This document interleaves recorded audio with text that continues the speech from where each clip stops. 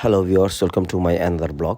তো বাংলাদেশে আসার পরে কুষ্টিয়ার বিখ্যাত পোড়া রুটি আর চা না খেয়ে পারলাম না। তো অ্যাকচুয়ালি বাংলাদেশে আসলে সব খাবারই ট্রাই করতে হয়। খালি ওই 5 স্টার হোটেলে যাব, এখানে ওখানে যাব, বড় বড় রেস্টুরেন্টে খাবো, এত ভাবসাব দেখিয়ে তো আর বাংলাদেশে চলা যায় না। আর আমি এখন যা খাবারগুলো ট্রাই করছি, এগুলো আসলে বাংলাদেশে না এসে যদি না খাওয়া যায়, আমি বলবো ব্যাড লাক।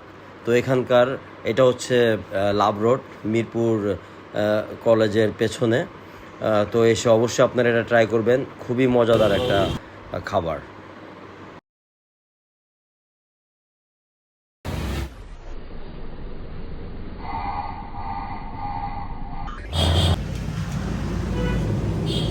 দেখতে পাচ্ছেন আপনারা পোড়া রুটি আর চা খাচ্ছি।